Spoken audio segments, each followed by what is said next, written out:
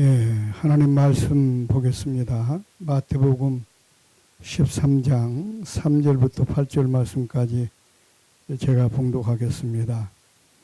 예수께서 비유로 여러 가지를 그들에게 말씀하여 이르시되 씨를 뿌리는 자가 뿌리러 나가서 뿌릴새 더러는 길가에 떨어지매 새들이 와서 먹어버렸고 더러는 흙이 얕은 돌밭에 떨어지매 흙이 깊지 아니하므로 곧 싹이 나오나 해가 돋은 후에 타서 뿌리가 없으므로 말랐고 더러는 가시떨기 위에 떨어지매 가시가 자라서 기운을 막았고 더러는 좋은 땅에 떨어지매 어떤 것은 100배 어떤 것은 60배 어떤 것은 30배의 결실을 하였느니라. 아멘. 저는 평생 다음 세대 사역자로 여기까지 왔습니다. 그래서 제가 집회를 가면 꼭 다음 세대에 대한 그런 말씀을 전하게 됩니다. 그래서 오늘도 역시 첫 시간은 가장 쉽고 효과적인 선교가 무엇인가? 그것은 먼저 결론부터 말씀드린다면 다음 세대들에게 복음을 전하는 것이다. 이런 주제를 가지고 우리 함께 생각하면서 은혜를 나누려고 합니다. 성경에도 보니까 잠언 22장 6절 말씀 보니까 마땅히 행할 길을 아이에게 가르치라. 그리하면 늙어도 그것을 떠나지 아니하리라. 이렇게 말씀하고 있습니다. 여기서 보면은 마땅히 행할 도를 아이에게 가르치게 되면 늙어도 그것을 떠나지 않는다. 이 말에 굉장한 의미가 부여되어 있습니다. 또 그뿐만 아니라 신명기 6장 7절로 8절에도 보니까 자녀들에게 어린이들에게 부지런히 하나님 말씀을 가르치라고 그랬습니다. 집에 앉았을 때든지 또 길을 갈 때든지 또 누워 있을 때든지 일어날 때든지 이 말씀을 강론할 것이며 이 한 구절만 보더라도 얼마나 적극적으로 자녀들에게 다음 세대들에게 하나님 말씀을 가르쳐야 되는가 하는 것을 이렇게 강조하고 있는 모습을 보게 됩니다. 그렇습니다. 예수님 당시만 해도 그때는 사실은 어린아이들은 사람 취급도 하지 않았습니다.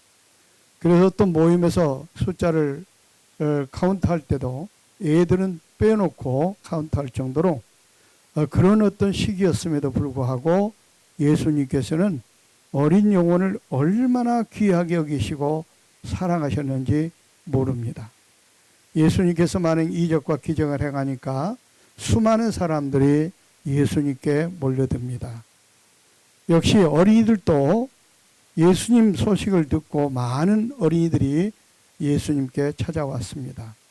그때 그 광경을 보고 있던 제자들이 지금 어른도 안 될 자리가 없는데 애들까지 오는 것을 보고 그 애들을 꾸짖었습니다. 그 광경을 보시던 주님께서 화를 내시면서 어린아이들이 내게 오는 것을 금하지 말라. 그리고 그 어린아이를 품에 안으시고 천국의 표본을 삼아 주셨습니다. 너희들도 이 어린아이와 같이 되지 아니하면 하나님 나라에 들어갈 수 없다고까지 이렇게 잘라서 말씀하십니다. 여기서 보면 예수님께서 어린 영혼을 얼마나 귀하게 여기셨는가 모릅니다. 또 그뿐만 아니라 소자 중에 한 생명을 실족시키는 자는 연자 맷돌을 목에 달려 깊은 물속에 빠뜨리는 게 낫다. 여기서 말하는 소자는 어린 아이들을 말했습니다. 그러니까 어린 아이들을 실족시키는 자는 이 실족이라는 그 단어를 찾아봤더니 미끄러지게 하다, 넘어지게 하다 이런 뜻을 가지고 있습니다.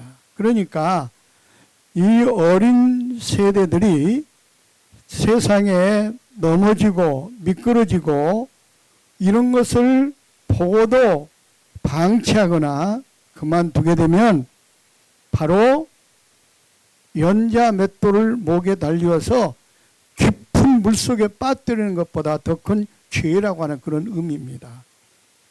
자, 이런 말씀 한 구절만 보더라도 정말로 다음 세대들을 우리가 무관심하게 내버려주고 나만 잘 먹고 잘 살고 잘 신앙생활하고 나가겠다고 하는 것이 얼마나 잘못되었는가를 우리는 알아야 됩니다.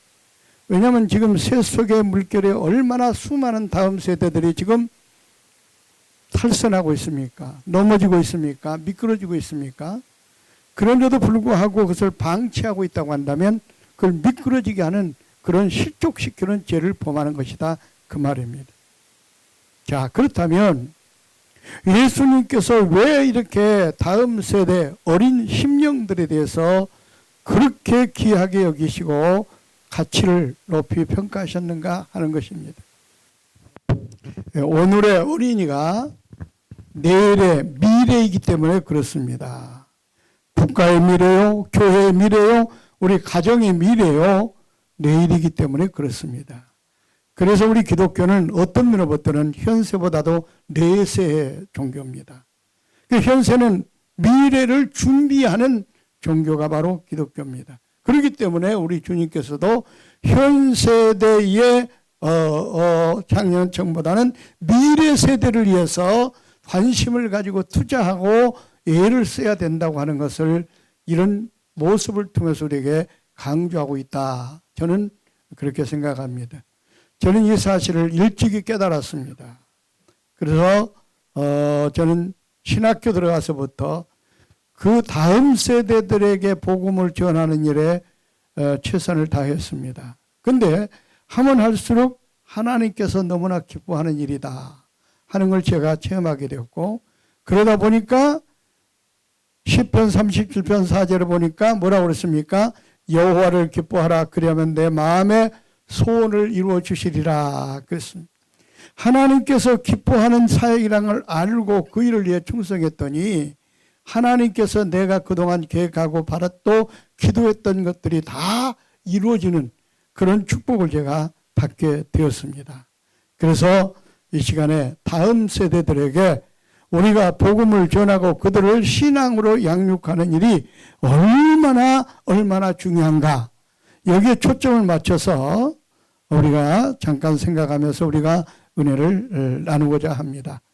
먼저 우리가 좀 마음을 활짝 열고 또 은혜 받기 위해서 우리 교회가 하고 있는 다음 세대 사역에 대해서 영상을 통해서 잠깐 보고 마음을 활짝 열고 오늘 말씀을 통해서 은혜 받기를 원합니다. 네, 여기까지만 보겠습니다. 우리가 선교사로 나오지 않습니까? 근데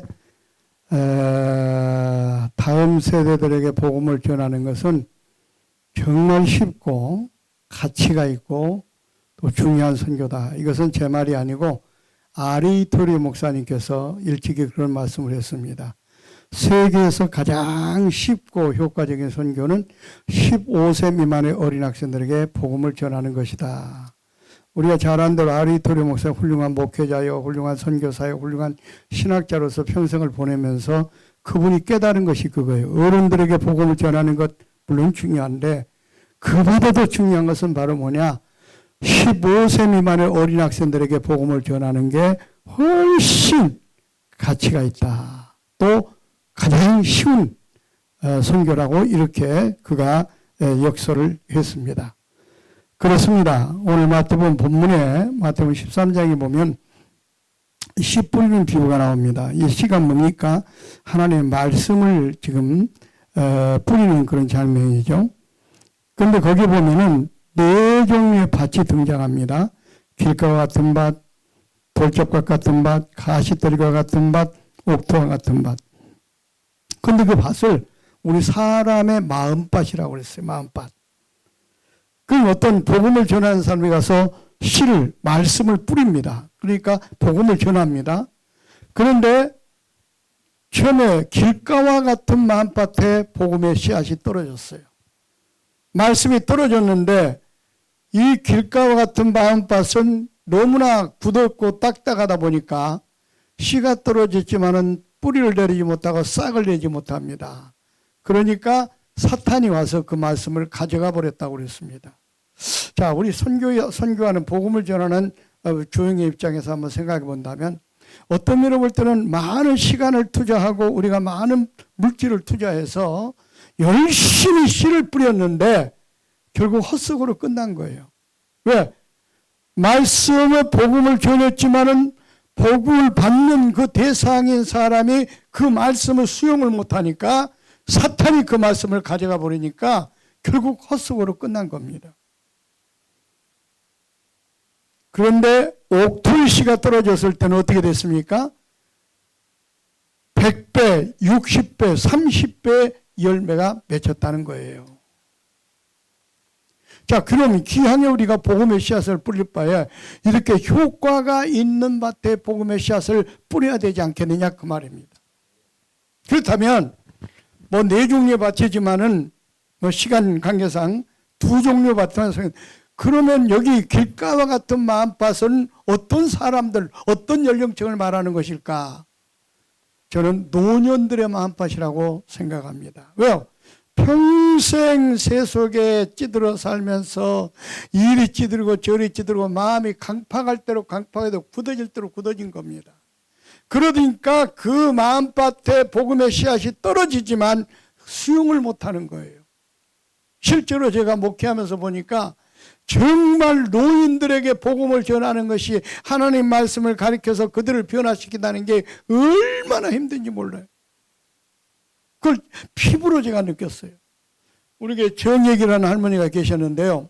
그분은 거부장해가지고 불교를 믿다가 우리 교회를 나와서 신앙생활을 하는데 얼마나 교회는 열심히 나오는지 몰라요. 새벽에도 안 빠져요. 주일 낮 예배, 밤 예배 그렇게 열심히 나와요. 몇 년 동안 교회를 나오는데도 불구하고 그분이 변화되는 모습을 발견할 수가 없어요. 그럼 인사할 때 어떻게 인사하냐? 항상 손을 합작하고 있어요. 안녕하십니까? 안녕하십니까? 제가 그분을 붙들고 그랬어요. 이건 교회에서 하는 게 아니고 절간에서 하는 거니까 앞으로는 교회에서는 그렇게 인사하지 마십시오. 또 그분이 기도할 때 보면 뭐라고 부시렁부시렁 시부렁 아니 무슨 기도를 저렇게 하나. 그러니까 옛날 절간에서 주문해 오는 식으로 기도가 그건 줄 알고 그렇게 하는 거예요. 그래가지고 그분을 붙들고 기도는 이렇게 하는 겁니다라고 잘 가르쳐 드렸어요. 나중에 보니까 또 그렇게 기도하는 거예요. 그러니까 그분은 또 우리 부목사님하고 전도사 신방을 갔대요. 신방을 가가지고 딱 노크를 하고 아파트인데 노크를 하고 문을 여니까는 딱 나와서 보더니 왜 큰 목사님만 안 오시고 작은 목사님 오셨습니까? 그러니까 절간에서 큰 스님, 작은 스님 습관이 있어가지고 이 담임 목사를 큰 목사로 생각하고 왜 담임 목사는 안 오고 부목사만 오느냐 그 말을 왜 큰 목사님만 작은 목사님 오셨습니까? 이렇게 얘기했다는 거예요. 그러니까 그렇게 몇 년 동안 교회를 나오는데도 불구하고 전혀 변화되는 모습을 발견할 수가 없어요. 성경을 가르쳐도 나중에 돌아서 보면 엉뚱한 말씀을 하세요. 아, 그래서 노인들이라는 게 그렇구나. 평생 동안 그런 어떤 문화 속에서 살면서 마음은 강팍할 대로 강팍하게 굳어질 대로 굳어졌기 때문에 하나님 말씀이 떨어져도 그 수용하지 못하니까 변화가 일어나지 않은 거죠. 그러면 옥토와 같은 마음밭은 바로 어떤 연령층인가? 아직까지 세상에 때묻지 않은 백지장 같은 마음을 가진 어린 학생들의 마음밭이라는 거예요. 그러니까 그곳에 복음의 씨가 떨어지니까 수용 능력이 큰 거예요. 그대로 싹이 나가지고 열매가 맺히는데 100배, 60배, 30배 열매가 맺혔더라. 그렇습니다. 아까 보셨죠? 제가 뭐 집회를 많이 다닙니다만은 막 어른들 부흥회 가가지고 내가 말씀을 전하고 막 통성기도 시키고 그런데 막 어른들이 막 가슴을 쥐어뜯고 통에 자복하고 뒹굴뒹굴 굴고 이런 경우를 본 적은 거의 없어요. 그런데 얘들에게 뭐 특별한 강의는 아닙니다. 얘들이 저렇게 눈물을 흘리면서 가슴을 쥐어뜯으면서 기도하다가 막 방언이 터지고 그게 뭐예요? 하나님 말씀만 전하고 그 다음에 죄를 회개해야 성령을 받을 수 있다 하고 외친 것뿐인데 그 말씀을 듣고 애들이 저렇게 은혜를 받는 거예요. 그래서 느낀 게 뭐냐면 어린 아이들의 마음밭은 순수하고 깨끗하기 때문에 하나님 말씀이 정말로 그들의 심령 가운데 떨어지니까 그렇게 놀라운 변화가 일어나구나. 그것을 제가 피부로 느끼고 있습니다. 그래서 어린 학생들에게 복음을 전하는 것은요, 정말로 쉬운 선교 방법이다. 그럼 기왕에 우리가 이렇게 나와서 이 더 더운 지역에서 땀을 흘려가면서 선교하는 목적이 뭡니까? 죽어가는 영혼들을 구원하는 게 그 목적 아닙니까? 우리가 목회자들도 마찬가지요. 목회하는 게 무슨 교회 건물 크게 지어가지고 이게 우리 목회하는 그 목적이 아니에요. 죽어가는 영혼들을 얼마나 많이 구원하느냐, 구원하기 위해서 우리가 목회하는 거 아니겠습니까? 그렇다고 한다면 많은 영혼을 구원할 수 있는 밭에 복음의 씨앗을 뿌려야 되지 않겠냐 그 말입니다. 그래서 우리가 어른들을 대상으로 해서 복음을 전하는 것도 물론 중요하지만 아레이 도리 목사님 말씀하신 것처럼 정말로 어린 학생들 순수한 마음밭, 깨끗한 백지장 같은 그 마음밭에 복음을 전할 때 그런 놀라운 효과가 나타난다 그 말입니다. 요한복음 15장에도 뭐라고 했습니까? 열매를 많이 맺는 가지는 더 많이 맺도록 깨끗게 하지만은 열매를 맺지 않는 가지는 제거해버려 잘라버리겠다고 그랬어요. 이 말씀이 굉장히 중요하다고 생각합니다. 우리가 목사라는 어떤 직분을 가지고 선교사라는 직분을 가지고 복음사역한다 하면서도 불구하고 한 평생 동안 했는데 한 영혼도 구원하지 못하는, 여기서 말하는 열매는 바로 전도의 열매, 물론 성령의 9가지 열매도 말하겠지만은 요한복음 15장 1절부터 보면 뭡니까? 아버지는 포도 농부시오 나는 포도나무에 너는 가지다. 그러면서 그 말씀을 이어가는데 그렇게 말씀하셨거든요. 그걸 볼 때 뭐야? 전도의 열매, 전도의 열매. 그래서 우리가 정말로 몇 년 동안 내가 목회 생활을 했느냐 이게 중요한 게 아니에요. 얼마나 죽어가는 영혼들에게 복음을 전하느냐 이게 중요하다고 저는 생각합니다. 그렇다고 한다면 우리는 뭐예요? 효과가 있는 밭에 복음의 씨앗을 뿌려서 우리가 많은 영혼을 주 앞으로 인도해야 되지 않겠는가 그 말입니다. 지금 세계 제가 많은 선교 지역을 다니면서 어린이 선교를 하고 있습니다만은 그것이요 정말 하나님 기뻐하실 뿐만 아니라 효과가 엄청나게 많습니다. 몇 년 전에 아프리카 갔더니 어떤 감리교 선교사님이 그러더라고요.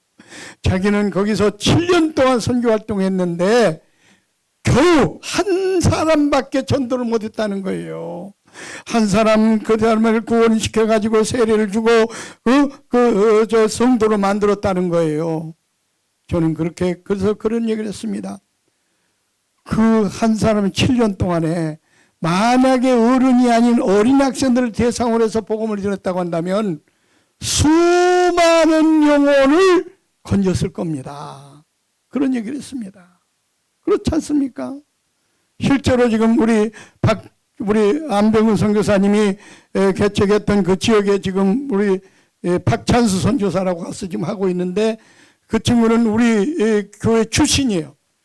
청년 때부터 자라가지고 신학을 공부하고 목사가 돼서 또 우리 계속 어린이 사역 하다가 선교사를 파송했기 때문에 그 프로그램을 가지고 그대로 적용하다 보니까 너무 효과가 많이 나타나는 거예요. 그래가지고 굉장히 교회도 지금 주일학교도 많이 붕대고 그러니까 아프리카 교회 사람들이 아프리카는 이번에 가서 내가 깜짝 놀란 게 뭐냐면 어린 영혼의 어떤 가치로 생각하지 않는 거예요.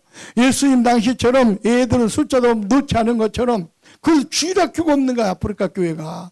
그래서 너무 충격을 받고 그래서 이제 주일학교 만드는 교회를 우리가 하자 해가지고 지금 100개 교회를 만들어가지고 시범적으로 하면서 큰 교회마다 주일학교 만드는 운동을 펼치려고 그렇게 생각을 합니다. 이번에 황성주 박사도 같이 그 집회를 갔는데 그분도 도전을 받은 거예요. 그분이 보포틴 그 집회도 저 미국에 가서도 같이 하고 중국에 가서 같이 하고 했는데 그때도 자기는 그걸 깨닫지 못했대요. 그냥 황성수 박사를 통해서 나도 은혜를 많이 받은 게, 이분은 선교에 미쳐있는 분이에요. 미쳐있는 분. 그분도 목사 안수를 받았습니다마는 사랑의 병원 지금 원장을 하고 있고, 암 환자를 잘 고치기로 유명한 의사였지 않습니까? 그런데 최초로 생식을 만든 분이 그분이에요. 그래가지고 또 생식을 해가지고 돈도 엄청나게 벌었어요. 그런데 그렇게 돈도 많이 번 사람이 지금 전세를 살고 있다는 거예요. 선교하기 위해서. 거기서 내가 도전을 많이 받았어요. 이번 우간다에다도 700억 들어가지고 대학교를 인수해가지고 그 젊은이들에게 복음을 전해야 된다 해서 하고 있고요. 그분은 자기가 10억을 영혼을 구원하는 게 목적이라는 거예요. 10억을. 그런데 제 강의를 듣고 그냥 받는 도전을 받아가지고, 어린이들에게 복음 전하면 이렇게 효과가 있고 더 많은 영혼을 구원할 수 있다. 그래가지고 그걸 지금 10억을 하고 있는데, 나 은퇴하면 같이 다니면서 하자고 약속을 하고, 그래서 우리 교회 와서도 설교하고 그랬습니다만은 19억을 올려가지고 같이 사역을 하자, 이렇게 약속을 했습니다. 어쨌든 간에 이번에도 한국에서 보니까 10억 영혼을 구원한다는 어떤 주제를 가지고 지금 세미나를 하던데, 어쨌든 그분도 도전을 받을 정도로 그렇게 다음 세대들에게 복음을 전하는 게 그렇게 쉽고 효과가 있고 가치가 있다고 하는 것을 깨닫지 못했는데, 정말 이제서 깨달았다고 할 정도로, 그리고 대부분 많은 선교사님들이 나가서 여기는 와서 보니까 뭐 학교 사역, 이렇게 다음 세대 사역들을 하는 데가 다른 나라에 비해서 굉장히 많이 발달된 것 같아요. 다른 선교사님들 집회, 지난 주간에 일본 우리 그 GMS 선교사들 그 집회를 갔다 왔는데, 거기는 어린이를 대상으로 하는 그런 선교사들 한 명도 없어요. 한 명도 없어요. 전부 다 보니까는 어른들을 대상으로 하는 그런 선교예요. 그래서 제가 이런 강의를 하고 그러니까, 그분들도 정말 옛날부터 그렇게 했어야 되는데 그걸 미처 깨닫지 못했다는 거예요. 그래서 너무너무 안타까워가지고, 이제는 내가 전 세계를 다니면서 내년에 은퇴하면은 우선 선교사님들에게 이 중요한 사실을 해서 좀 깨우쳐야 되겠다. 그런데 어제 이야기를 들어보니까, 오늘인가요? 얘기를 들어보니까 우리 선교사님들은 보니까 그 차세대 사역들을 지금 많이 하고 계시는 것 같아요. 다른 나라에 비해서 이상하게 여기 캄보디아는 좀 많이 하고 있는데, 그런데 다른 지역들 가서 보면 대부분 선교사님들이 어린이 사역에 대해서는 별로 관심들이 없어요. 그래서 GMS에 제가 총회장 하면서 총회장 하면 GMS 총재가 되기 때문에 그 GMS 이사장들과 그런 모임 가운데서도 그런 얘기를 했어요. 선교사들 훈련하는데 왜 중요한 어린이 파트를 좀 훈련시켜서 보내서 그분들이 가서 어린이를 대상으로 복음을 전하도록 해야 되는데 왜 그 과목은 빠져 있느냐, 이걸 좀 삽입해라. 그럼에도 불구하고 아직까지 삽입을 안 하고 있어요. 그러니까 지금 뭐냐면은 GMS 그 지도자들조차도 이 어린이들에게 복음을 전하는 게 얼마나 효과가 있다는 것을 깨닫지 못하기 때문에 그러지 않는가, 이런 생각을 제가 가져봤는데, 어쨌든 간에 여러분 가장 쉽지요? 쉬운 것뿐만 아니에요. 얼마나 가치가 있는 줄 아십니까? 자, 한번 보세요. 우리가 열심히 하고 복음을 전했어요. 자, 그러면 50살 잡수신 어른에게 우리가 복음을 전했다고 합시다. 그 사람은요 50살 먹어서 예수를 믿으니까 어떻게 해요? 구원받아요. 그 영혼만 간신히 구원받는 거예요. 50살 먹을 때까지 뭐해서 세상에 나가서 먹고 마시고 죄짓고 허랑방탕하게 그 젊은 시절 황금 같은 시기를 다 허비해버리고 이제 늙어서 죽을 때 되니까 손 들고 와서 예수 믿고 구원받으면 영혼만 구원받는 거예요. 그렇지 않습니까? 그러나 어린 시절 10살 먹은 어린이에게 우리가 복음을 전해가지고 그가 예수를 믿었다고 생각합시다. 그럼 많은 날을 하나님의 교회를 위해서 하나님 나라를 위해서 헌신하고 충성하고 봉사할 수가 있어요. 하나님 편에 볼 때 어떤 영혼이 가치가 있습니까? 가치로 따질 때 한번 생각해 보세요. 50살 먹은 어른의 영혼과 10살 먹은 어린이의 영혼과 어떤 영혼이 가치가 있느냐 그 말이에요. 어린 학생들의 영혼은 훨씬 더 가치가 있습니다. 왜? 많은 날을 주님을 위해서 헌신할 수 있기 때문에 그래요. 또 중요한 것은 뭐냐? 어른들에게 복음을 전해서 그를 예수 믿게 만들어 구원받게 만든다면 영혼만 간신히 구원시킨다고 하지만 사실은 어린이들에게 복음을 전하면 일생을 구원할 수가 있습니다. 자, 어느 게 가치가 있습니까? 그 귀하게 우리가 복음을 전할 때가 이 가치가 있는 영혼들에게 복음을 전해야 되지 않겠느냐 그 말이에요. 저는요, 제가 이 사실을 깨닫게 된 게 사실은 어렸을 때 저는 굉장히 그 가난한 집에 태어났습니다. 아주 시골 깡촌에 태어났어요. 얼마나 깡촌이냐면은 마을 이름이 꾸리꾸리예요. 꾸리꾸리. 하도 산꼭길로 꼬불꼬불 올라가니까 꾸리꾸리래. 꾸리꾸리. 사람들이 사는 리에서 걸어가지고 한 6km로 올라가야 산동네가 있는데 거기 6가구가 있는데 6가구 두 번째 집에 제가 태어났습니다. 응애하고 태어나서 보니까 거기는요 도회지에서 살다가 갈 데 없는 사람들이 모여 사는 촌락이 되다 보니까 애들이 없어요. 애들이 다 노인들만 모여 살아. 그런데 우리 아버지가 어떻게 실수로 낳았는지 60살에 나를 낳았다며. 60살. 그러다 보니까 거기는 애들을 놓고 전부 다 노인들밖에 없는 그런 마을이에요. 그러니까 어린 시절을 저는요 노래들도 없고 그러니까 눈만 뜨고 일어나면 산속이니까는 하늘밖에 안 보여요. 그러게 산속에 들어가 산열매 따먹고 산토끼 잡고 꽁 잡고 그래서 제가 산토끼 꽁 잡는 건 도 같았습니다. 어렸을 때 잔뼈가 굵어가지고 그래서 산토끼나 잡고 꽁이나 잡고 이렇게 어린 시절을 보냈던 사람이에요.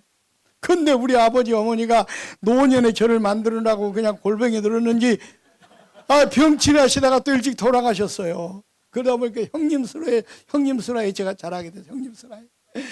그런데 또 우리 집이 얼마나 촌 마을이 가난했던지 초등학교 때 학비를 안 주는 거야. 학비를 안 주는. 근데 지금 생각해도 그때 학비 몇 푼도 안 되는데 또 선생님들이 말이죠 교무실에 불러가지고 학비 언제 가져올 거냐고 딱 또 물어보는 거야.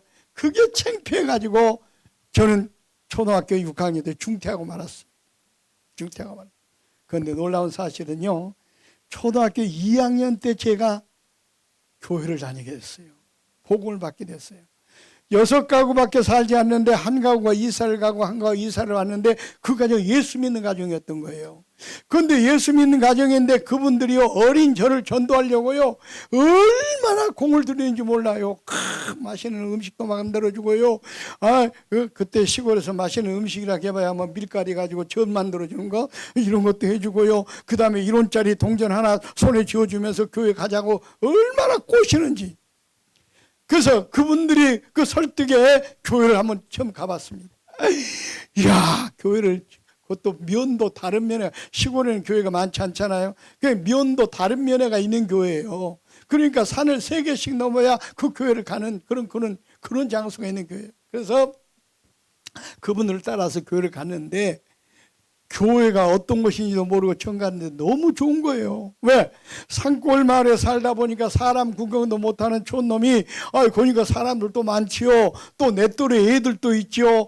그래가지고 그것 때문에 교회를 열심히 다녔어요. 막 얼마나 열심히 다녔는지 몰라요. 그런데 그분들은 또 이사를 갔어요. 또 다른 마을로. 그러다 보니까 나 혼자서 산을 넘어가지고 주일날이면 꼬박꼬박 교회를 다녔어요.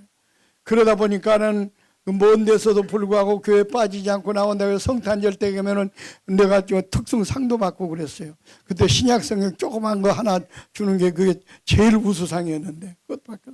그런데 그때 당시에 그 선생님들을 잊을 수 없는 게 뭐냐면은 얼마나 선생님들이 열심히 했는지 몰라요. 산이 세계 있는 그런 어린이 하나 때문에요. 새벽송을 거기까지 오는 거예요. 그런 새벽성을 오면 또 새벽에 막 나는 또 부끄러워서 나가지도 못하고 있는데 뭐 기쁘다고 저도 찬송하면은 또 우리 형님이 있다가 야 이 미친 것들아 뭐 그러면 또 얼마나 내가 창피합니까? 왜냐면 우리 형님은 안 믿으니까 오히려 그 사람들이 미친 사람으로 취급해가지고 그러면 내가 얼마나 창피해요. 그런데도 불구하고 교회를 열심히 다녔어요. 근데 교회를 갔다 오니까 형님이 야, 왜 교회를 다니지 말라고 교회 다니느냐고 속 꼴이나 베지 말이 교회 가지 말라고. 또 갔다 오니까는 그때는 막 몽둥이를 때리면서 교회를 못 다니게 하는 거예요. 그래서 제가 초등학교 6학년 때 무작정 상경을 했습니다. 왜? 신앙의 자유를 찾아. 초등학교 6학년 때 무작정 상경을 했어요. 무작정 상경을. 그래가지고는 내가 그때 서울이 어디 붙어있는지도 모르는 촌놈이 무작정 상경을 했어요.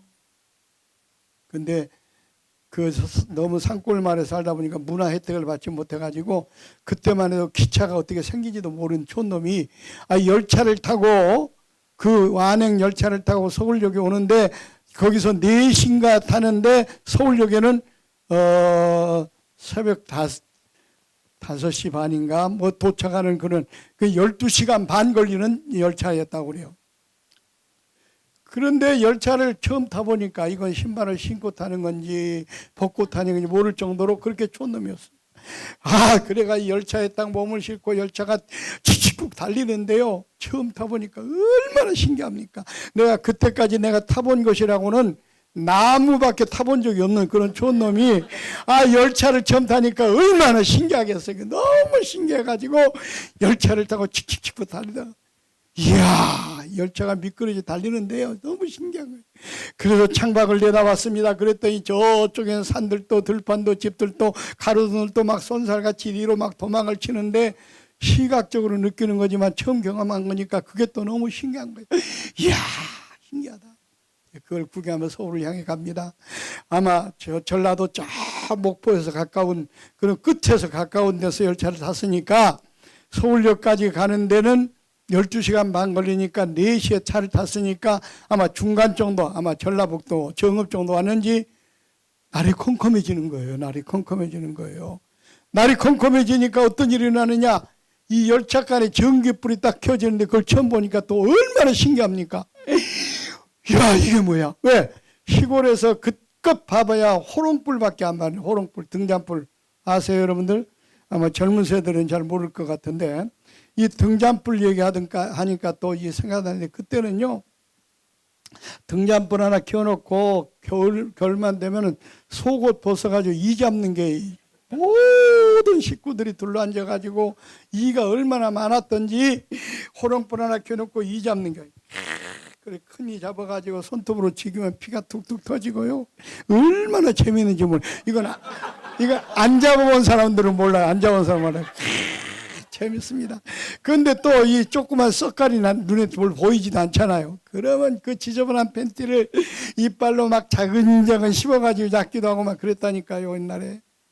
그런 호롱불을 보던 촌놈이 이 전기불을 처음 본 거예요, 전기불을. 그러니까 얼마나 신기해요. 이제 그걸 구경하며 서울역 광장에 나갔습니다.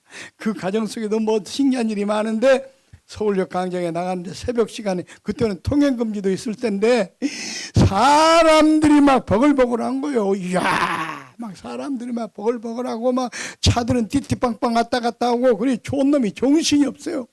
이야, 이게 서울이구나. 그런데 보따리 하나를 들고 그때는 가방도 없고 그래가지고 보따리 하나 들고 서울역 광장을 갈 바를 알지 못하고 무작정 상경했으니까 가고 있어요.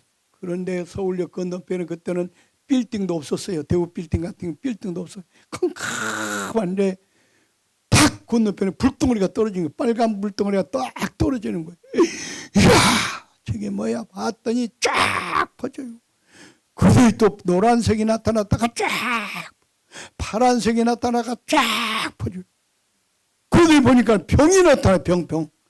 병이 나타났다 사라지더니 글씨가 나타나는 거예요. 코카콜라. 코카콜라를 선전하는 전광판을 촌놈이 처음 본 겁니다. 이야, 그걸 처음 보니까 얼마나 신기합니까? 너무너무 신기해. 이야, 세상에 이런 놈의 세상도 다 있구나. 그걸 구경하고 있는데 그때만 서울역에 깡패들이 득실거리는 세상이었어요. 그래서 저는요, 그때 깡패들에게 붙들려서 깡패 소굴에 끌려갔습니다.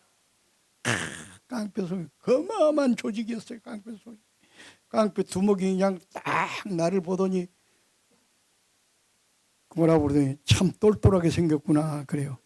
지금은 많이 망가져서 그렇지만은 어렸을 때는 똘똘했어요. 저도 예, 똘똘했습니다. 이제 그 말까지는 좋은데 그 다음에 하는 얘기가 뭐냐면 손 부드러울 때 배워라 그래요. 여러분 무슨 얘기인지 아시겠어요? 소매치기 하는 것, 쓰리하는 것을 손 부드러울 때 배워라, 어릴 때 배워라 그 말이에요. 그러니까 이 깡패 속으로서도 어린이 교육이 얼마나 중요하다는 걸 알고 있었어요, 이 사람들이. 그러니까 이 소매치기 하는 것도 어렸을 때 배워야 잘할 수 있다, 고수가 될 수 있다 그 말 아니겠어요? 근데요, 저는요 그 무서운 함정에 들어가서도 나는 절대로 그런 나쁜 일 할 수가 없어요. 이렇게 말할 수 있는 용기가 뭐냐면 어렸을 때 교회를 다니면서 배웠던 선생님들의 교육 때문에 그래요. 신앙의 교육 때문에. 우리 주일학교 다닐 때만 해도요, 교회 다니는 애들은 욕하면 안 된다, 굉장히 윤리적인 것을 많이 교육을 했었어요. 싸우면 안 된다, 떠들면 안 된다, 남의 걸 dom치면 안 된다, 그런 걸 많이 가르쳤는데 요즘은 교회에서 그런 교육이 사라진 지가 지금 오래됐는데 우리가 주일학교 다닐 때만 해도 그런 교육을, 윤리적인 교육을 굉장히 많이 했었던 것 같아요. 그런데 그러다 보니까는 그 남의 걸 훔치는 것은 그건 도둑질하는 거니까 그건 하면 안 된다는 그 마음이 있었던 거예요. 그래서 절대로 안 돼요. 그 말 한마디 했다가 얼마나 얻어맞은지 아십니까? 이 사람들이 인정사정도 볼 걸 두드려 패는데요, 얼마나 얻어맞았던지 그 다음날 화장실 가서 이를 보려고 옷을 내리는데 옷이 안 내려가요.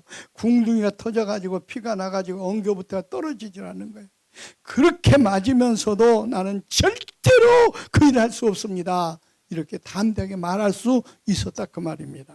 그것은 바로 어렸을 때 내가 그때는 몰랐지만은 예수님을 만났기 때문에, 내 안에 예수님이 계시기 때문에 저는 그런 용기가 생겼고 그랬다고 생각하는 거예요. 나중에 느낀 게 그때 예수를 내가 만났구나, 영접했구나. 왜냐하면 그때 당시에 이름도 잊어먹잖아요. 그 선생님 이름이 100만 원이에요. 100만 원. 선생님이 100만 원인데 초등학교도 졸업 못했다는 선생님인데 그분은 궤도를 딱 만들어 가지고요, 십자가만 그려놓고, 지금 생각하니까, 내가 신학을 공부하고 나서 지금 생각하니까 계속 복음만 전했던 거예요. 예수님께서 십자가에 우리의 죄 때문에 돌아가셨다, 계속 그걸 반복해서 했는데 그때 내가 예수님을 영접했다고 생각을 하고 있어요.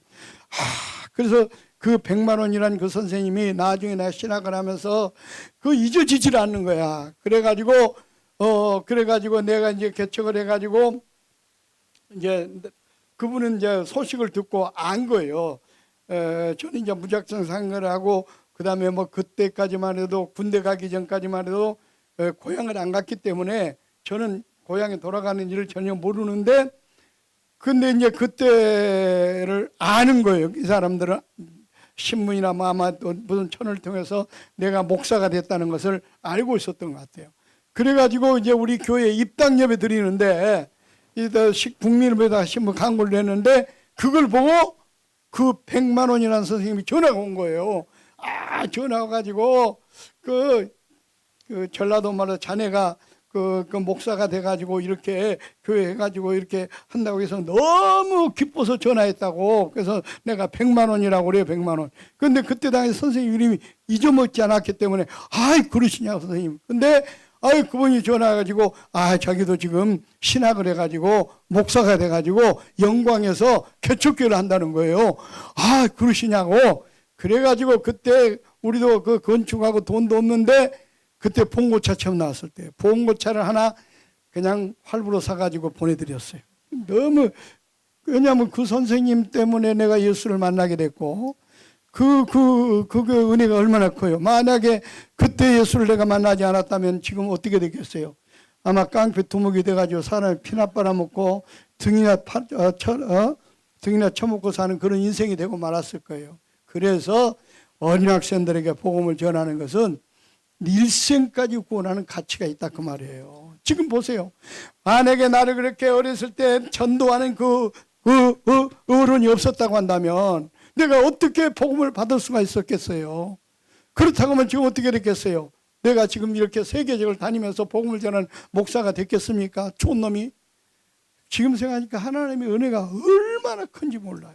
그래서 저는 나를 보니까 근데 이렇게 하고 깡패 속에 들어간 얘기만 하고 저 사람이 어떻게 나와서 목사가 됐을까 이 얘기를 안 하다 보면 그 다음 얘기가 귀에 안 들어와가지고 설교를 못 듣더라고요. 그래서 여러분들에게 그 다음에 얘기를 조금 해주고 진도를 나가겠습니다. 특별히 여러분들에게 해드리겠습니다. 깡패 들어가. 근데 거기 들어와서 보니까요, 깡패 속으로 보니까 일하는 팀들이 많아요. 막 뭡니까 막 그 술집 같은 데 가가지고 막 폭력 써가지고 뭐 이렇게 뜯어먹는 놈들도 있고, 보니까 뭐 소매치기 하는 팀도 있고요. 또 그 다음에 보니까 뭐 팀들이 굉장히 많은데 거기에 보니 구두 닦기 하는 팀도 있는 거예요. 구두 닦기 하는 팀. 근데 어린 생각에 다른 걸 가만히 보니까 다 나쁜 일인데, 구두 닦기 하는 일은 나쁜 일 아니잖아요. 그래가지고 하나님께 기도했어요. 하나님 아버지, 내가 저것 좀 하게 해달라고 기도하고는 용기를 내가지고 내가 저거 하면 안 되겠느냐고. 근데 성령께서 그들의 마음을 감동시켰는지 크게 승낙을 해준 게 쉽게. 그래가지고 저는 서울의 한복판 무교동, 지금도 그 다방 이름이 지금은 없어졌는데, 빌딩이 들어와 버리고 없어졌는데, 동용굴 다방이라는 다방이 있었어요. 그 앞에서 직세 생활을 했습니다. 직세는 뭐냐? 구두를 닦고, 그건 또 기술이 필요하기 때문에 고참들이 하고, 다방이나 식당 같은 데 아저씨 신발 닦으세요 하고 가전 알리는 거, 이게 직세예요. 직세. 그런 생활을 했습니다. 그런 생활을 하는데 6개월 만에 다방을 출입하던 어떤 분이 저를 불쌍해서 그랬는지 잘 봤는지 몰라도 껌을 하나씩 주고 그러더니, 그분이 딱 쪽지를 하나 주는 거예요. 쪽지를 딱 하나 주고, 틀리면 저 친구는 지금 깡패들에게 붙잡혀서 그 일을 하고 있다는 것을 알고, 또 그걸 갖다가 이렇게 공개적으로 하면 또 그 사람 큰일 나니까 쪽지를 주는데, 그 쪽지가 뭐냐면은 몇 시까지 허리우드 극장 앞으로 오라는 거예요. 허리우드 극장은 이제 건너편에 허리우드 극장이 있었거든요. 그 무교동 건너편에 그 파고다 공원 있는 쪽에. 그래서 이제 그 시간대를 맞춰가지고 이제 몰래 구두 가들러 가는 척하면서 갔어요. 갔다 보니까 그분이 서 계시는 거예요. 따라오라고 그래. 갔더니 보니까 이런 것 만드는 가구점 사장님이셨어요. 가구점 사장님이 거기서 와가지고 이 가구 기술 배우라는 거예요. 그러니까 그때만 해도 막 그런 기술 배우고 그런 것들은 굉장히 좋은 일 아니에요. 그래서 그래서 그러면 거기서 가구를 비서겠다고. 예수님께서도 어린 시절에 목수일을 하셨는데, 저도 어린 시절에 목수일을 좀 했습니다. 근데 목수일을 하면서 또 이제 생각나는 게 뭐냐면, 우리 어머니는 난 놓고 기억자도 모르는 분이었는데, 어렸을 때 나를 무릎에 앉혀놓고 들려준 얘기가 계속 뇌를 스쳐가는 거예요. 스쳐가는 게, 그 내용이 어떤 내용이냐면은, 어떤 사람이 가난한 집에 태어났는데, 가난한 집에 태어나니까 학교를 못 다니죠. 나무 집에 머슴살이를 했대요. 근데 머슴살이를 하면서도 불구하고 이 친구는 포기하지 않고 그 주인집 아들들이나 딸들이 보고 공부하고 버린 책을 주워다가 혼자서 열심히 고학을 해가지고 나중에 훌륭한 사람이 됐다는 거예요. 그러니까 너도 꼭 공부를 해라. 공부를 해야 된다. 우리 어머니가 들려준 얘기예요. 근데 우리 어머니는 난 놓고 기억자도 모르는 분이 어디서 그 얘기를 들었는지 아니면 지어냈는지 몰라도 그 얘기를 나에 들려주면서 널 공부를 꼭 해라. 공부를 꼭 해라. 우리 어머니 얼굴이 생각이 안 나요. 잘생겼느니 못생겼느니. 그런데도 불구하고 우리 어머니가 어렸을 때 무릎에 앉혀 들려준 얘기는 계속 뇌를 스쳐가는 거예요.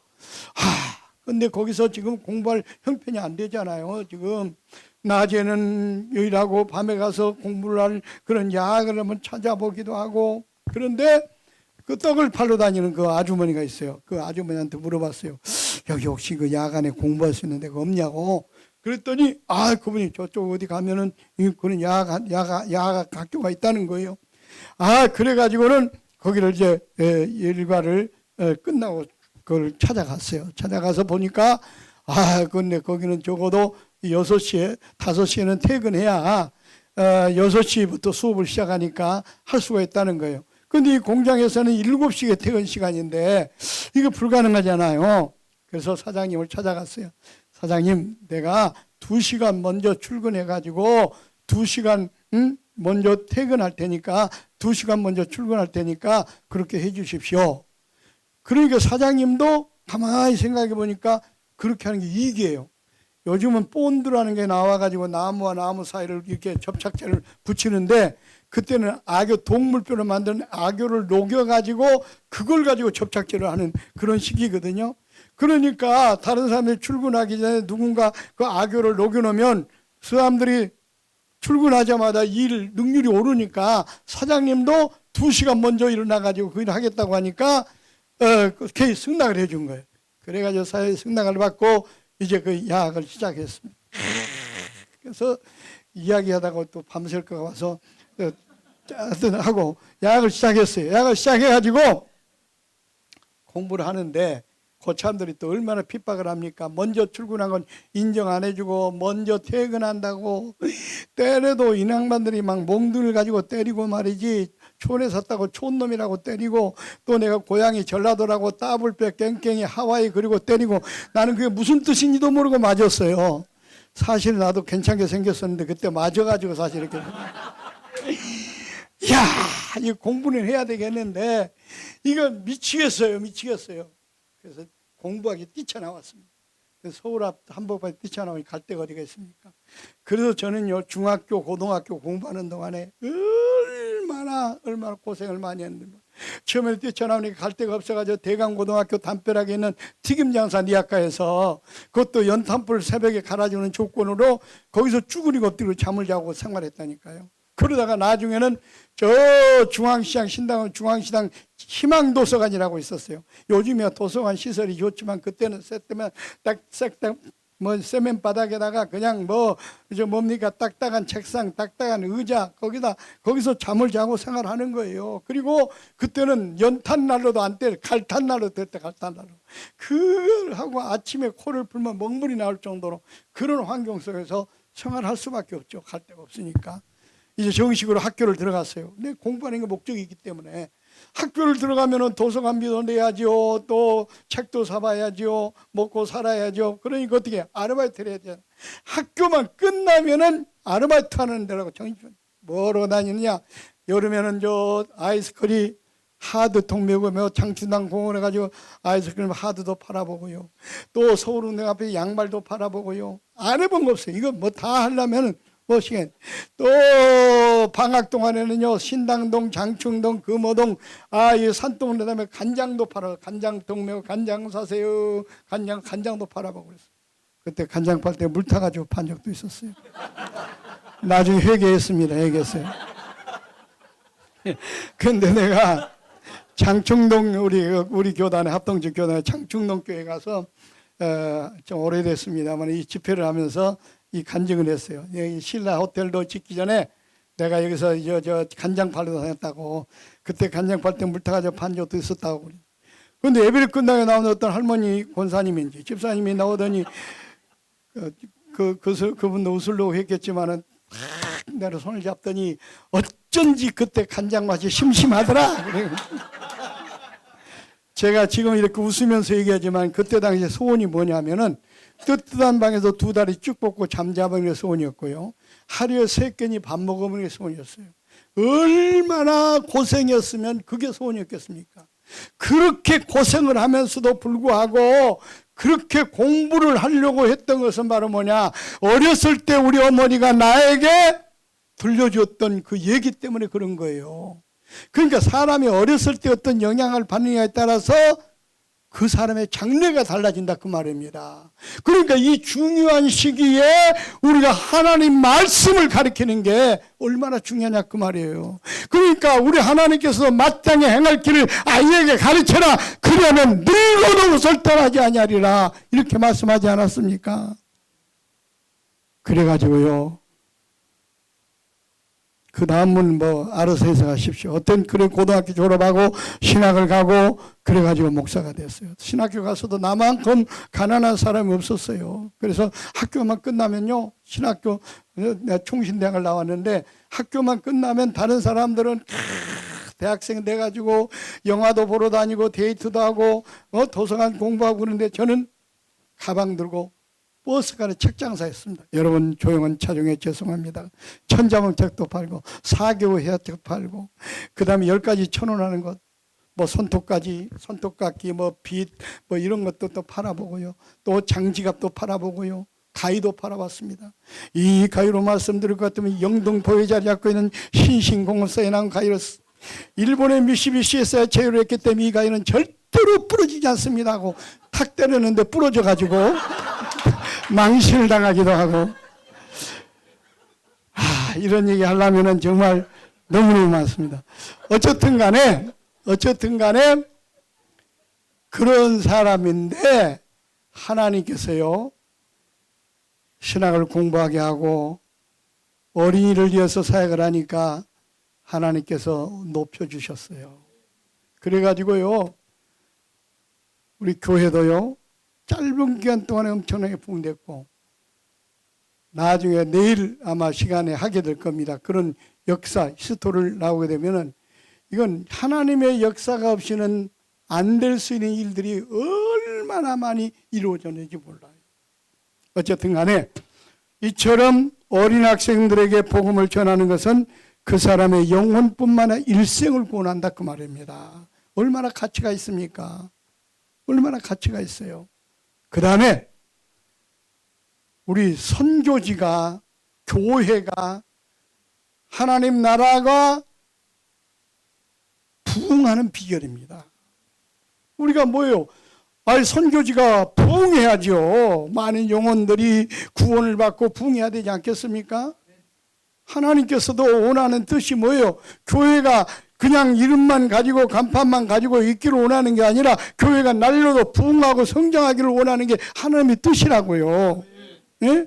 우리 인간을 만들어 놓고도 생육하고 번성하라고 하지 않습니까? 그렇기 때문에 이 교회가 부흥하는 지름길이 바로 어린 학생들에게 복음을 전하는 것이에요. 그건 제가 체험했던 걸 말씀드리려고 그래요. 제가 체험했던 것을. 제가 86년도에 개척을 했습니다. 어린이 교회로 개척을 했어요. 어린이 교회로. 그래 다른 사람들은 다 그랬어요. 사람아 어린이 교회 개척해가지고 교회가 되겠냐고. 내가 존경하는 목사님을 찾아뵀더니 어린이 사회 간다고 그러니까 이 사람아 그럴 바에 개척교회나 하라고. 이렇게 해서 저는 충격을 받았어요. 아니 어린이는 성도 취급도 안 하고 목사님들이, 아니 내가 존경하다는 목사님이 그러면 개척해가지고 교회 건물 크게 짓고 성도 어른 성도 많이 모이는 게 그게 목회고 그게 목적인 것처럼 이야기하는 것에 제가 실망할 정도로 충격을 받았었어요. 그런 시대였어요. 그런 시대에 어린 학생들의 어린이를 개척을 해가지고 어린 영혼들을 통해 가지고 교회가 세워지고 그렇게 해서 하나님의 영광을 드러내겠다. 그래서 많은 어린 영혼을 주 앞으로 인도하겠다. 근데 교회라는 것은 하다 보니까 한계에 부딪혔어요. 애들은 많이 모이는데 그들을 가리키는 교사도 필요하죠. 또 스페이스를 늘려야 되죠.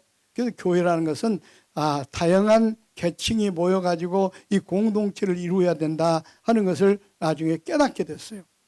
그러나 어쨌든 간에 어린이 교회를 개척했는데도 불구하고 애들이 많이 모이니까 또 부모들이 따라오는 거예요. 그래가지고 애들이 한 300명 출석하고 그 다음에 어른이 150명 출석하는 그런 교회가 됐어요. 근데 이제 더 이상 그 장소로 들어갈 수가 없어가지고 기왕에 우리가 어린이를 중심하는 교회를 하려고 한다면 애들이 많은 지역을 택해야 되겠다. 그래가지고 그때 상계동이 처음 개발돼가지고 아파트 평수가 적은 주공들이 들어오니까 젊은 사람들이 많이 유입되니까 애들이 많았어요. 애들이. 그래 애들이 많아가지고 학교를 가서 보니까 막 2부 수업을 하는 거예요. 그래서 여기다 하고 상계동에다가 제2개척을 합니다. 그때가 바로 1987년도에. 그래가지고 88년도에 첫 예배를 4월 달에 드립니다. 4월 달에 가건물을 지어가지고 4월 달에 예배를 드리면서 그때는 내가 배운 것은 장년 목회를 경험한 적도 없고 내가 뭐 부목사 생활도 안 해봤기 때문에 오직 저는 어린이밖에 몰랐거든요. 그렇기 때문에 역시 어린이만 전도했던 거예요. 열심히 어린이 전도해가지고 7월 달에 여름 성경학교를 했어요. 그런데 어린이 1000명을 모아놓고 여름 성경학교를 한 겁니다. 1000명을 모아놓고 막 나는 구원 열차 올랐다고 막 그런 거 유행할 때 얘들 잘 가르치고 그래가지고는 이제는 이 어른만 있어서는 안 되고 애들만 있어서는 안 되고 어른이 나와야 헌금도 하고 또 교회 스페이스도 놀릴 수가 있고 그래서 또 이들을 가르칠 수 있는 교사가 필요하지 목사 한 사람은 가르쳐서는 안 되고 그래가지고 이제 어른을 위한 전도 전략을 한 거예요. 그래서 어린이 여름 성학교 때 배운 것을 발표를 하면서 어른들한테 전부 초청장을 보냈어요. 기대게 자녀들이 이번 여름 성경학교 때 자녀들이 와서 배운 것을 발표를 오는데 오셔서 축하해 주십시오.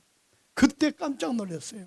그때 150평을 갖다가 가건물로 지어가지고 이렇게 하니까 150평 하면은 애들만 뭐 한 1000명, 1500명 정도 들어갈 수 있는 그런 공간인데 아니 애들은 1000명 모였는데 어른들은 그 발표를 보러 온 어른들은 2000명이 넘게 온 거예요. 엄마도 오고 아빠도 오고 할머니, 할아버지까지.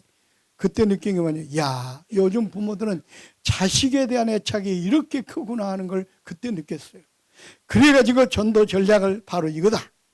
그래서 발표를 다 끝나고 막 다 들어갈 수가 없으니까 창틀 1층으로 지었으니까 창틀 다 뜯고 막 뒤에 문 다 뜯고 이제 발표를 다 이렇게 했어요. 발표를 하고 난 다음에 강구했습니다. 내일 주일날 어린이 예배는 9시지만은 어른 예배 11시에 드립니다. 그런데 그 다음 주일날 토요일날 저녁에 발표하고 주일날 136가정이 등록을 한 거예요. 어른이. 한번 생각해보면 개척교회가 한 주에 136가정이 등록했다는 이건 기적입니다. 기적. 야, 그래가지고 그때 막 힘이 난 거예요. 야, 이거구나. 그래가지고는 그때 10월 30일 날을 D-Day 잡고 그때부터 이제 광고를 한 거예요. 10월 30일 날은 어른 10,000명 초청주일 한다. 10,000명 초청주일 한다. 애들은 지금 1000명이 출석하고 있으니까 이 1000명들이 부모님들을 다 데리고 오게 한다면은 부모 데리고 온다면 2000명은 올 것이고 그 다음에 또 우리가 열심히 전도하고 또 지금 나오는 사람들이 있고 그러면은 어떻게든 우리가 10,000명을 채우자. 10,000명 초청주일을 했어요. 그러면서 이제 계속 주일마다 저 10월 30일 날은 엄마 아빠를 모시고 오는 날이다. 광고를 계속 한 거예요. 그때 광고를 계속 해가지고요. 88년 10월 31일 날 초청주의를 했어요. 초청주의를.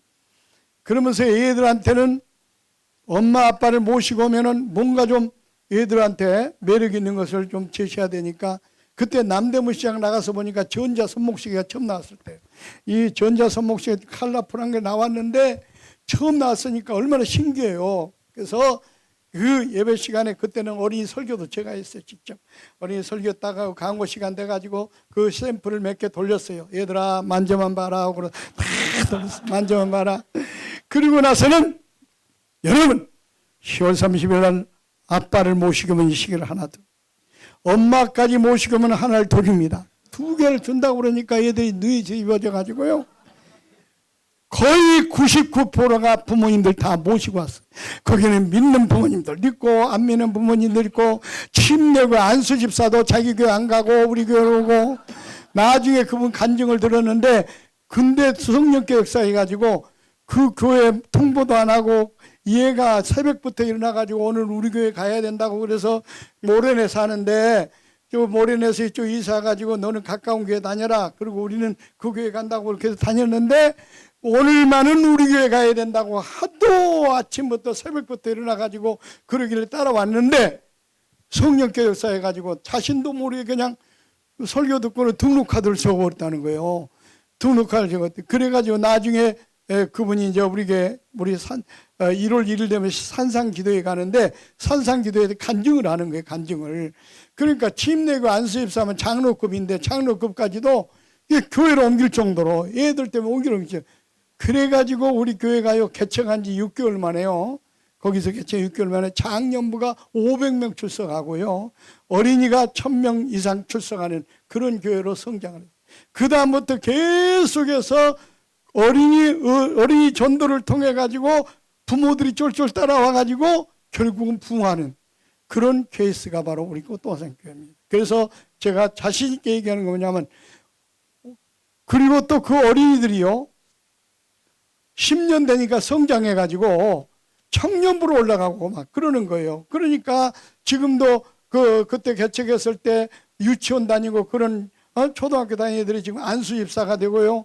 또 시집 가가지고 또 오히려 시집 가가지고 또 남자들 데리고 오는 그런 경우도 많고요. 그러니까 결국은 뭡니까? 새로 전도되는 사람도 있지만은 커가지고 10년 되면 장년 성도가 된다는 거예요. 그래서 우리 교회는 지금까지 은혜 가운데 날로 많이 부흥해 왔습니다. 그래서 어린이가 가장 많이 모이는 교회로 유명했던 그런 교회인데, 우리 코로나 때 지금 반토막이 났어요. 주일학교가 반토막이 나가지고 지금 그렇습니다만, 어쨌든 간에 또 반토막이 날 뿐만 아니라 상계동 지역에가 젊은 사람들이 다 경기도로 나가고 이제 연세 드신 분만 있다 보니까 애들이 없어요. 그래서 초등학교가 12반 있는 초등학교가 한 반밖에 1학년에 한 반밖에 모집이 안 됐다는 거예요. 그 정도로 어린 숫자가 줄어들고 있어요. 그러다 보니까 우리 교회도 어린이 숫자가 지금 줄어들어가고 있는 그런 상황이에요. 그래서 우리가 올 가을쯤이나 내년에는 그 애들이 많은 지역에다가 지금 꽃동산 교회 어린이 선교를 하는 교회니까 하나를 또 세워서 다음 세대들을 지금 이렇게 전도를 하려고 그렇게 계획을 하고 있습니다. 어쨌든 간에 지금 어린 다음 세대들에게 이렇게 전도하는 것은요, 우리 사역지가 폭발적으로 부흥하는 지름길이에요. 이거 우리 한국 역사를 봐도 그래요. 우리 한국 교회가 70년대 80년대요 세계를 깜짝 놀라게 할 만큼 부흥이 됐잖아요. 그래서 세계 신학자들이 야, 한국의 기독교는 역사가 100년도 안 됐는데 어떻게 저렇게 놀랍게 부흥할 수 있느냐. 그때 1200만이라고 그랬어요. 개신교 교인이 70년대 80년대. 자, 그래서 저는 이 어린이 교육을 연구하는 사람이기 때문에 역사적인 자료를 쫙 찾아왔어요. 놀라운 걸 발견하게 됐어요.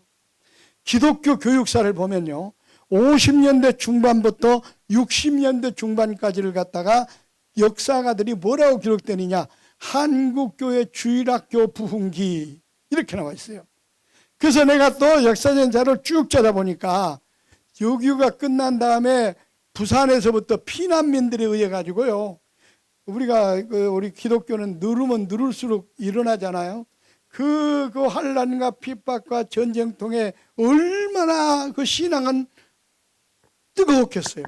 그러니까 전쟁이 끝나고 나니까, 휴전되고 나니까 그 뜨거운 신앙을 가지고 얼마나 전도를 열심히 했는지 몰라요. 그런데 그때 전도의 대상이 보니까는 어른보다는 어린이 전도를 굉장히 열심히 했더라고요. 부산에서부터 일어나가지고 전국에 확산돼요, 이게. 그래서 그때 당시에 각 교회마다 보니까 역사자료를 잘 보니까는 어린이 숫자가 어른 숫자의 10배 이상 모였어요. 10배 이상. 제가 60년대 초등학교 때 그 교회를 다닐 때 시골에 어른 성도가 50명밖에 안 모이는 교회인데 애들이 200명이 넘게 모였어요. 200명이 넘게. 그러니 시골 교회도 그랬는데 도시 교회는 얼마나 더 그랬겠어요. 그러니까 보세요. 그래서 역사가들이 그 시기를 갖다가 주일학교 부흥기라고, 이건 내 말이 아니라 역사책이 그렇게 나와 있어요. 기독교 교육사 김등용 박사가 쓴 기독교 교육사에 보면 그렇게 나와 있어요. 역사가들이 그렇게 나와 있어요. 근데 그걸 추산해 보십시오. 50년대 중반부터 60년대 중반까지 주일학교가 그렇게 많이 모였잖아요. 근데 그들이 나이가 먹어서 어른이 되는 때가 25년, 30년이에요. 70년, 80년대입니다. 그러니까 70년대, 80년대가 그 한국교회가 그렇게 놀랍게 부흥하게 된 것은 알고 보니까 25년, 30년 전에 주일학교 부흥기가 있었기 때문에 그런 거예요. 이걸 우리가 알아야 된다니까요.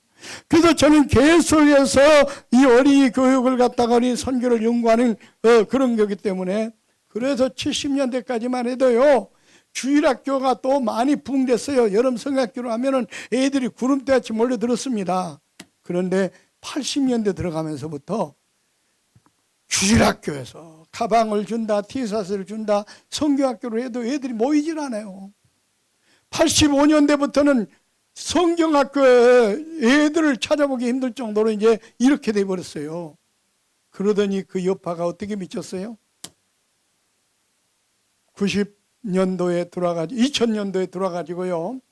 2000년도에 들어와가지고 국민일보에 우리 개신교 교인의 숫자가 1200만에서 89만으로 줄었다고 하는 그런 통계가 나왔었어요. 그런 통계가 나왔었어요. 그러니까 80년대 때부터 주일학교 숫자가 준 것만큼 장년부 숫자가 20년, 25년 후에 줄었다는 것을 나타내주고 있는 거 아니겠어요? 그러면 지금 현주소는 어떤가? 심각합니다. 이거 아예 우리 코로나 터지기 전에요. 여의도 순복교회 같은 경우에 그때 70만 모인다고 그랬어요. 애들이 그때 5천 명이 안 모였어요. 5천 명이 안 모였어요. 그럼 한번 생각해 보세요. 5천 명이라는 어린이가 30년 후에 어른이 돼서 그 교회를 끌고 나갈 텐데 100% 올라갑니까? 고등부 올라갈 때 떨어지고 청년부 올라갈 때 떨어지고 결국은 50%도 못 올라가요. 그러면은 지금 수십만 명이 모여서 헌금에 운영하는 그 기관들이나 교회가 운영되겠어요? 운영 안 돼요. 망할 수밖에 없어요. 제가요, 지금 한국교회 현주소가 그렇습니다. 지금은요, 주일학교 예배를 드리지 않는 교회가 50%가 넘었고요. 여름 성경학교를 아예 못하는 교회가 지금 70%가 됐어요. 70%가. 이게 보통 심각한 문제가 아닙니다. 지금. 그래서 이렇게 침몰돼가는 한국교회를 살리는 길은 뭐냐? 지금이라도 우리가 어린이들에게 복음을 전해서 주일학교를 살려야 되고, 또 지금 인구 절벽 시대를 맞이했는데 이것도 지금 목사들이 회개해야 되는 게 뭐냐면, 우리 어렸을 때 어떻게 됐습니까? 뭐 아들 딸 구별 말고 하나만 날 잘 기르자, 이런 구호였어요. 그러면 그때 우리 목회자들이, 나는 지금도 회개하고 있는 게 그거예요. 그때는 뭐 신학생 때니까 느끼지 못했지만은, 또 신학생 때 이후에라도 내가 결혼해서라도 애를 좀 많이 낳아야 되는데 성경대로 한다면, 하나님은 생육하여 번성하라고 그랬는데 나도 거기에 그냥 편승해가지고 둘만 낳고 말았단 말이에요. 그래서 지금 회개하고 있어요. 회개하고 있어요. 그때 만약에 그렇다고 한다면요, 어떻게 했냐면 목사님들은 성경적이 아니다 하고 목사님 들고 일어났어야 돼요. 성경은 분명히 생육하여 번성하라고 해야 했는데 그냥 국가 시책에 편승했어요. 목사들도. 그래가지고 앞장섰어요. 교회들이. 그러는 동안에 지금 어떻게 합니까? 인구가 감소가 되고 지금 요즘 젊은이들은요, 애를 안 낳으려고 해요. 편하려고, 인생을 편하게. 제가 또 그때 연구를 안 해봤겠습니까? 선진국마다 인원이 줄어들어요. 근데 선진국들이 다 기독교 국가예요. 기독교 국가. 하나님께서 축복하니까 잘 먹고 잘 살게 되고, 그러니까 인생을 어떻게 하면, 어려울 때 하나님께 막 기도하고 그랬던 사람들이 모든 걸 풍성해지니까 하나님을 찾질 않아요. 어떻게 하면 인생을 갖다가 행복하게 멋있게 즐겁게 살까, 여기에 포커스가 맞춰요. 왜? 애를 낳으면 힘들고 또 애를 키우려고 힘들고, 그러니까는 결혼해도 애도 안 낳는다는 거예요. 아예 결혼도 안 한다는 거예요. 이게 문제입니다. 이렇게 나가다 보면 우리 기독교는 나중에 완전히 모슬렘에 의해 가지고요, 잠식돼요. 잠식돼요.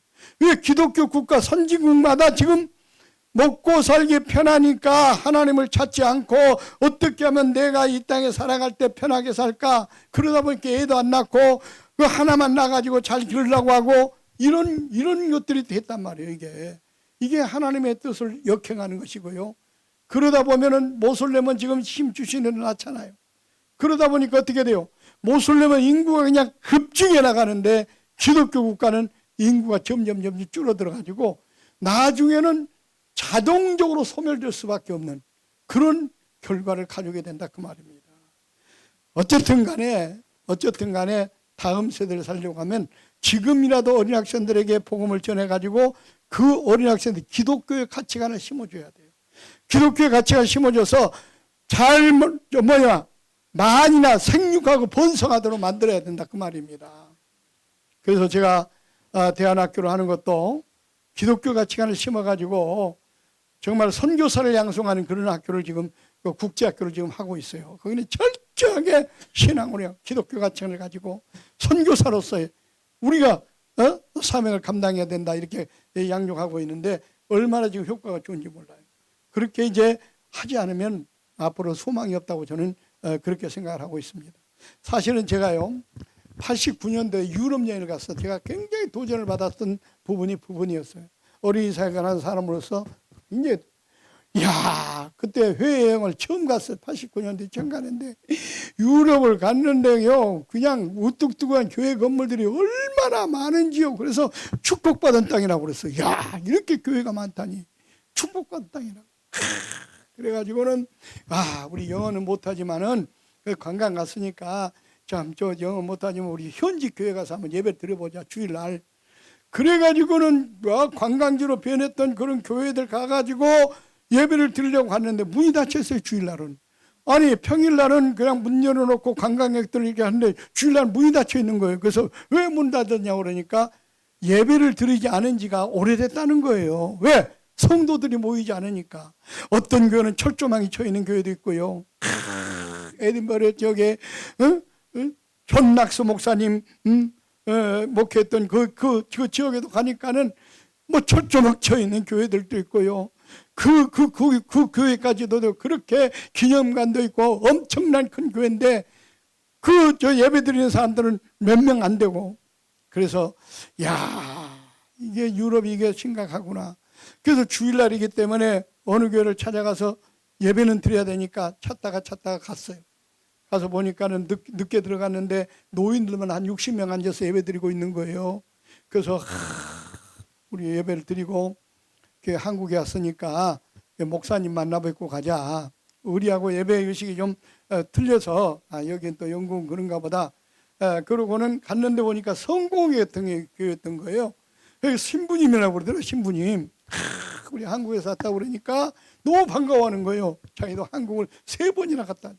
그래서 한국교회 여의도 순복교회 가서 예배도 들어봤고 한국교회가 놀랍게 부흥하는 걸 보고 왔습니다. 그러는 거예요. 그러면서 한마디 딱 하는 얘기가 그거예요. 그때 당시 89년도니까 50년 전만 해도 우리 유럽교회가 한국교회처럼 그렇게 놀랍게 부흥했습니다. 성도들이 많이 모이니까 교회 건물도 크게 짓고요. 그때는 구제사업도 많이 하고 사회사업도 많이 하고요. 교회가 얼마나 활발하게 움직였는지 모릅니다. 그런데 다음 세대들에게 복음을 전한 일을 소홀히 했더니 그 세대들은 다 세상에 나가버렸고 교회는 지금 노인만 남게 되어 있습니다. 남아 있습니다. 저는 그 얘기를 듣는 순간에 얼마나 가슴이 뜨거운지 몰라요. 지금 우리 한국이 그 전체를 받고 있다는 거예요. 지금 유럽교회가요. 개신교교의 3%밖에 안 된다고 하잖아요. 아니 기독교의 종주국이라고 하는 영국 같은 데가 지금 3%밖에 안 된다. 3%밖에. 심각한 문제 아니에요? 미국도 마찬가지예요. 청교도들에 의해 가지고 세워진 그 나라가요. 지금 교회가 문 닫는 교회가 속출하고 있고요. 오순절 개통 교회만 많이 지금 부흥하고 있지 속출하고 있어요. 문 닫은 교회들이 저기 신시내티로 저쪽 동부 쪽으로 가니까요. 문 닫는 교회들이 굉장히 많아요. 웨실랜드 그쪽으로 보니까 문 닫는 교회들이 굉장히 많더라고요. 그래서 심각하구나. 근데 미국도 왜 그렇게 됐는가? 제가 그걸 또 연구를 안 했겠습니까? 연구를. 청교도들이 와가지고요. 정말로 신앙교육을 하기 위해서 얼마나 노력했는지 몰라요. 그분들은 교회를 짓고 그 다음에 학교를 지었더라고. 학교를 지었는데 그때 학교는 성경 가르치는 학교였어요. 성경 가르치는 학교로 학교가 시작이 됐더라고요. 미국이요. 그래서 미국의 모든 학교 이름들은 다 크리스찬 스쿨이 명문 학교들이 다 크리스찬 스쿨. 그렇게 해서 그 청교도들이 후손들을 갖다가 철저하게 신앙으로 교육하다 보니까 하나님께서 그들에게 복을 주셔가지고 미국이라는 나라가 짧은 역사 가운데 새 강대국이 됐잖아요. 그런데 1961년도에 존 F 케네디가 35대 대통령이 됩니다. 그런데 이 양반이 어떤 일을 하냐? 모든 학교에서 성경을 가르치지 말라고, 촛불을 하지 말라 명령을 내립니다. 그러면은 그때 목사들이 아니 이 기독교 국가인데 왜 성경을 못 가르치냐고 반기를 드려야 되는데 거기에 편승했어요. 그러다 보니까는 주일학교 교육까지도 소홀하게 돼요. 역사적인 기록이 이게요. 소홀하게 돼요. 그러다 보니까요 30년이 지난 1990년도에 어떻게 됐습니까? 미국이요 완전히 주일학교가 쇠퇴게 들고요 작년부터 그때부터 침체기에 들어갑니다. 그러고 나서 갱단들 청소년 범죄가요 급증해요. 청소년 범죄, 그 다음에 막 갱단들이 생기고요 막 마약 중독자도 생기고요. 이게 지금 미국입니다. 지금요 미국 기독교는 지금 완전히 추락해 나가고 있어요. 여러분 그것이 언제부터라고요? 바로 어린이들에게 성경을 가르치지 않을 때부터 그렇다는 거예요. 그러니까 세계교회를 살리는 것은 다른 방법이 없습니다. 지금 다음 세대들에게 열심히 복음을 전하고 하나님의 말씀으로 양육해야 소망이 있다 그 말입니다. 그래서 우리가 우리 선교사님들도 물론 어른들을 대상으로 해서 복음을 전하는 것도 물론 중요하지만 다음 세대들을 위해서 지금 10년을 내다보고 복음의 씨를 뿌린다고 한다면 훨씬 효과가 있고 그것이 바로 이 캄보디아를 살리는 길이고 또 국가를 살릴 뿐만 아니라 몇 시까지 해야 되죠 내가? 9시 반 끝날 시간이네요. 그렇지만 조금 더 하겠습니다. 예. 자, 사사기요 2장 10절에 보면은 이런 말씀 나와요. 그 세대 사람들은 다 열조에게 돌아갔고 그 세대 사람들이 누굽니까? 여호수아 갈렙이에요.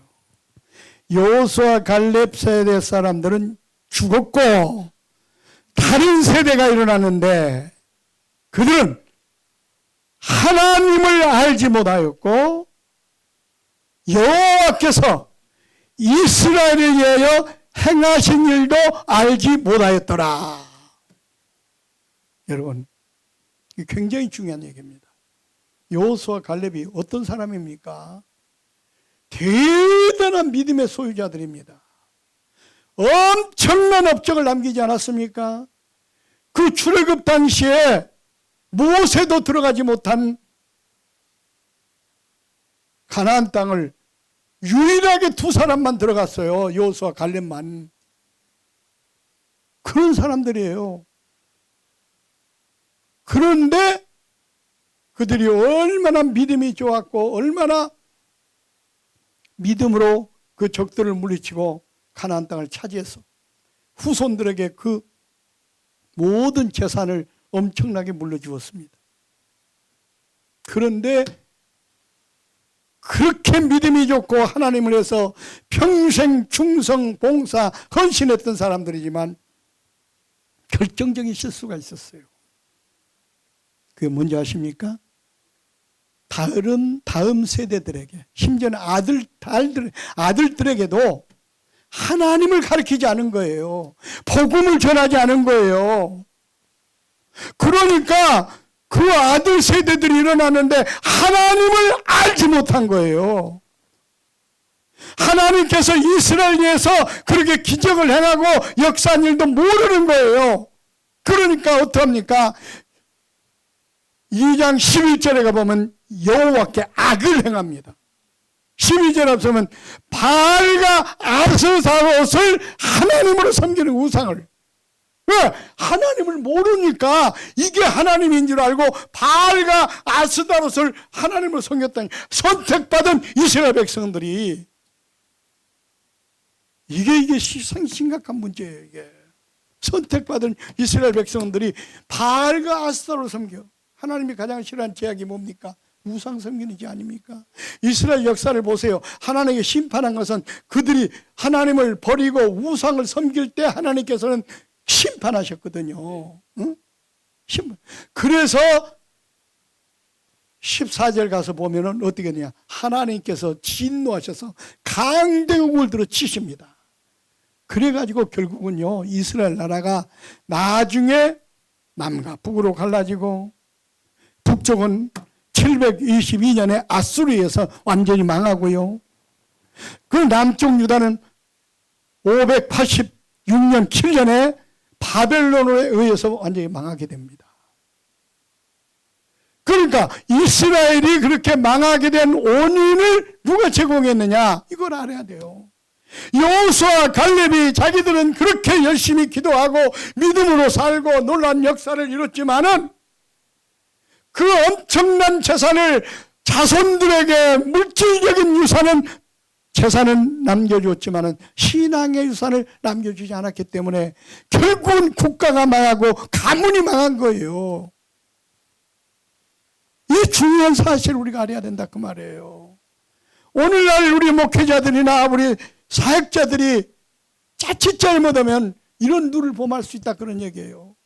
내 시대에 정말로 무슨 교회를 크게 짓고 그냥 업적을 남기고 이런 데를 우리가 많이 신경 쓰고 있고 자기 신앙을 위해서 기도도 얼마나 많이 합니까? 성경을 얼마나 많이 연구합니까? 그런데 문제는 뭐냐? 다음 세대들을 신앙으로 양육하고 기르는 일에는 너무 소홀히 하고 있어요. 한국에도 마찬가지예요. 지금 직분자들도 마찬가지예요. 지금 그래서 우리 교우들에게 나는 늘 그럽니다. 만약에 여러분 자녀들을 신앙으로 양육하지 않으면 그 자녀 때문에 나중에 땅을 치고 통곡하고 후회하게 될 거라고. 엘리 제사장 보세요. 엘리 제사장은 제사장이었는데도 불구하고요, 그 아들 홈리와 비느하스를 신앙으로 기르지 않았어요. 그러다 보니까 사무엘상 12장에 보니까요, 엘리 홈리와 비느하스는 하나님을 알지 못하였다고 해서 하나님을 알지 못. 아니 그때는 제사장 시대예요. 그러면은 그 아버지도 제사장이지만 홈리와 비느하스 제사장이에요. 제사장. 아니 제사장이 하나님을 알지 못한 거예요. 그러다 보니까 어떻게 해요? 악을 행했다고 해서 악을. 성전에서 그냥 채물을 갖다가 갈고리 먹질 않나. 성전에서 여자들과 농락을 하지 않나. 여자들과 간음죄를 범하지 않나.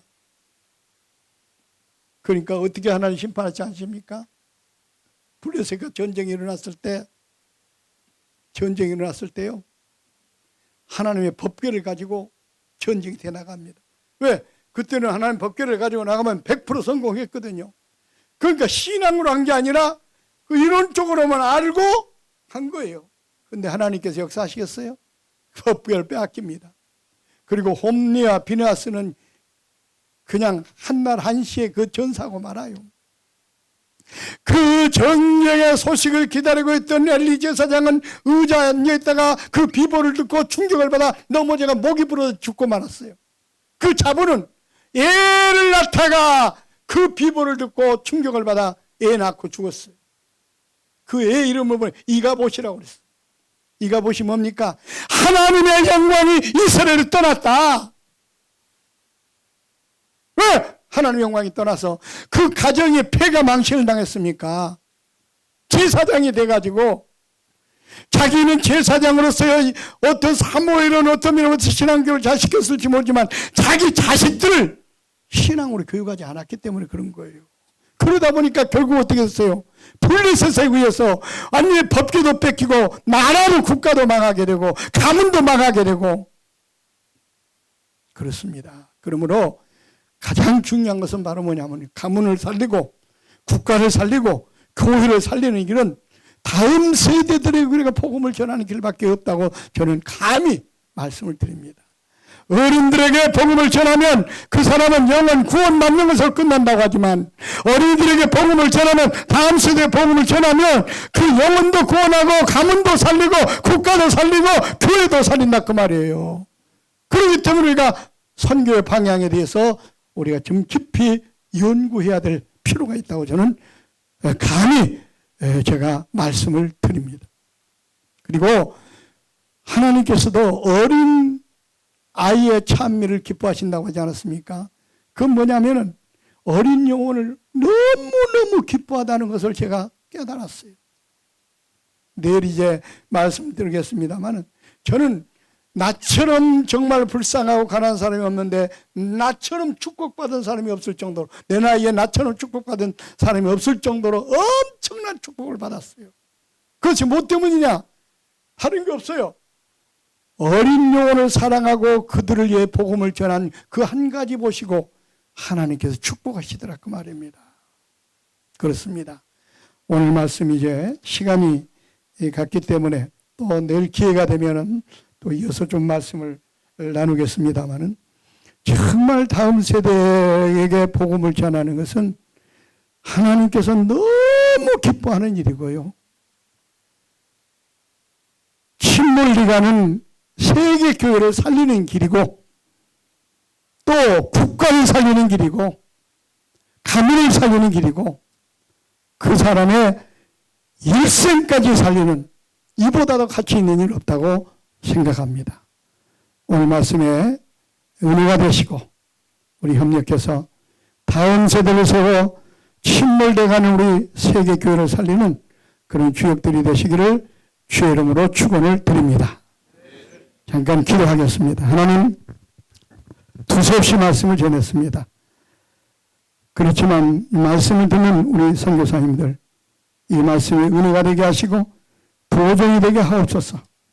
귀향에 선교하는 것, 정말 효과적인 사역을 통해서 더욱더 하나님 나라를 확장하게 하시고 하나님의 뜻을 이룰 수 있도록 은혜를 베풀어 주시옵소서.